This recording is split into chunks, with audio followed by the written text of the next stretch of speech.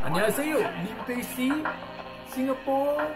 남자입니다. 네, 안녕하세요, 여러분들. First of all, let me thank you guys so much for such such overwhelming response to that first video about yesterday about the purpose of life. Wow, I never expected it to be such a popular video. In fact, it has become my #1 spirituality based video within a 24 hours period of time. It's incredible. Okay, basically that has become my most popular spirituality video. All right, so thank you guys so much, and more importantly, thank you guys so much for all the comments and all the interactions and discussions, because that really helps to improve to help improve the understanding of what I'm trying to say. And from all the responses that I gotten, I found that there is one common misunderstanding amongst most people, and that is, now first of all, if you have not watched my first video on the purpose of life, please watch it first on this corner or that corner. You gotta watch that first. If you don't watch that first, then it doesn't make a lot of sense. Okay. So when I looked at all the responses, I found that most people misunderstand purpose with goals. So a lot of people tell me, oh, my purpose in life is to become a multi-billionaire, to become a superstar, or my purpose in life is to do this, to do that, to do that. You guys see the problem now? Now, the problem is those are goals, not purposes. Okay? Okay? So I think a lot of people do not know the distinction between what is a goal and what is a purpose. So let's, for example, like I gave the example of a lion in the first video, right? So the lion, based on how it's designed, the purpose is to survive by killing animals and eating their flesh. Okay, that's what the design of that body is for, and therefore forms its purpose. Okay, but this lion can have the goal of, I want to be king of the jungle. I want to kill enough other lions to become the king of the jungle. So is becoming the king of the jungle the purpose? No, it is the goal, and the goal is usually driven by the purpose. See, now you should start to understand that purpose is not a choice. So when people ask, so what's the purpose of life? You know, how do I live my purpose of life? The thing is, the purpose of life is non-negotiable. The purpose of life is non-negotiable. The purpose of our life is to collect as many experiences as possible on a continuous basis. This is not negotiable. Us being the brain will continuously seek new, broader and deeper experiences, always, no matter at what stage in life. This is what you're designed to do. This is what you're designed for, and therefore it is a non-negotiable purpose. You cannot negotiate with that. You cannot say, oh, no, I don't think so. I don't think this is the case. And therefore, you deny yourself all experiences in life and just keep yourself in a cage. And you know what happened? You're gonna go crazy and you're gonna die, right? The fact that just denying yourself access to experiences can kill you shows that's the purpose of life. You see, so that's why I keep saying the purpose of life is not a spirituality thing. It's not a philosophy thing. It's not a concept. It's not something you accept or not accept. It's not something you believe in or not believe in. It is just what it is. It is non-negotiable. And then from there, we build all our goals upon that purpose. So our purpose is to experience as broad and as deep a dimension of experiences while being on earth as possible, which is why there is a saying, right? I think most of you are familiar with this saying, which is, when we die, we do not regret the things that we have done, but we regret the things that we have not done.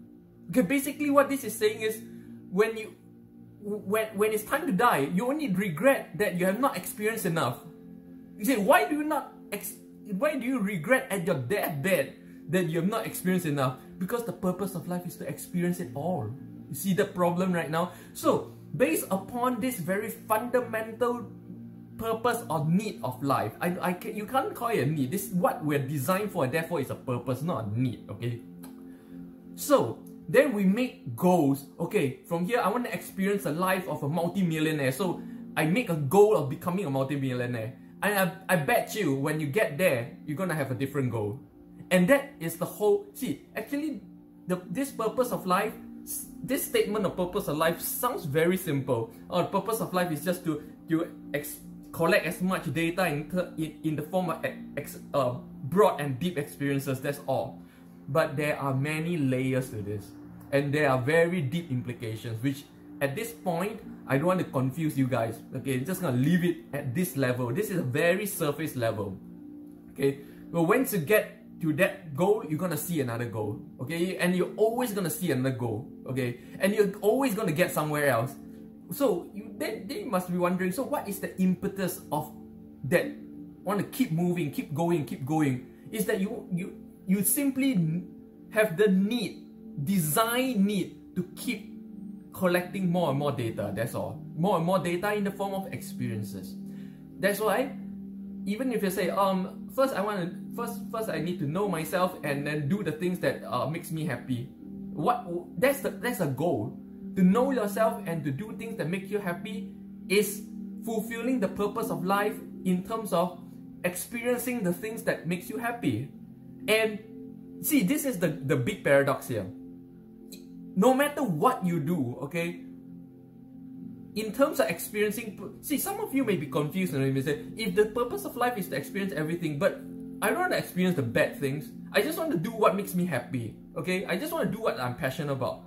Exactly is what this is about. Who in the world actively seek out to do things that make them sad, angry, stressed out? No, nobody, right? Everybody seeks to experience what makes them more alive.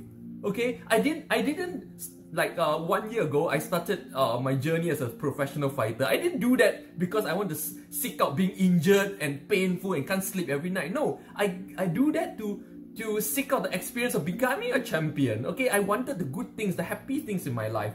So basically, in fulfilling your purpose of life, you're always on the path of the pursuit of happiness already. It's actually automatic. You see, there's a lot of implications to this. This is a very deep concept. Very simple purpose with very deep implications. Okay, now the thing is this. So then, you also mentioned that we should experience the ups and downs and good and bad. So how does that fit into seeking out happy experiences? Now, this is the nutcracker. Everybody will seek to do or make a goal to do the things that makes them happy. 100%. Everybody does that, okay? And of course, to do that, you need to have a certain level of self-awareness, self-understanding of what makes you happy in the first place. Okay, I'm not gonna go there, alright? Now, the problem is this. Even if you're going after the happiest of goals, okay, things are gonna happen. First thing, it may fail. You may fail to even reach it. Things may happen that breaks it up. You know, like, before I came to Turkey, this is about 1 year in Turkey. Before I came to Turkey, I actually wanted to go to Singapore. I went to Singapore with no winter clothes because I intended to stay in Singapore for at least a few months, okay, after such an extended time away from Singapore. But I left Singapore right after the 2 weeks quarantine, right after, and I came to Turkey. Why? Because shit happened. And see, the thing is, do you plan for all these bad things to happen in your life? No, it just happened. It happened along the course of you pursuing what you think makes you happy.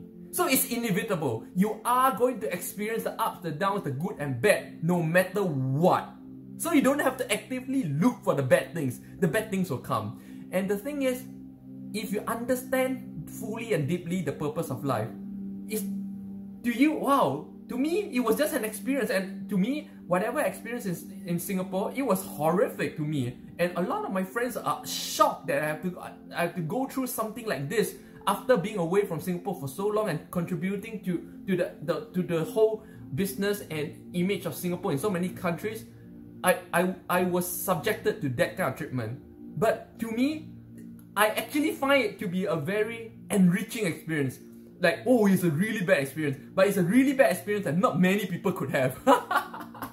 And that led me to coming to Turkey and experiencing another completely different thing, completely different lifestyle. So, see, the thing is, all these experiences in the end, good or bad, they're all good. By the time I die, I will be on my bed and going through all this, really reminiscing, however you pronounce that word, really going through all this in my mind, and I'll be happy about everything, good and bad. I have no regrets. Of course, and in fact, I did experience that before. Okay, I actually had a near-death experience in Korea, which I never spoke about and never posted about anywhere. I may share that I actually came very close to dying. In fact, I was so sure that I should not be able to wake up again. Okay, but it was not scary at all. I'm gonna share you guys what dying feels like, okay, in a future video. So yeah, I hope this clears up quite a bit of thing, that even as you tell yourself, my purpose of life is to achieve something, is to do something, but now you should understand that doing is not the purpose. The doing is driven by the purpose. And so therefore, you're still achieving the purpose of life. In the end, we're all achieving the purpose of life, whether or not you're knowingly or unknowingly, consciously or unconsciously. That is all. So why not do it willingly and consciously? Right? You guys start to see the deeper implications about this thing already? Share with me what you think in the comments below, and maybe I'll come up with a part 3 to discuss even deeper. Right? Let me know if you guys want that in the comments below. 안녕.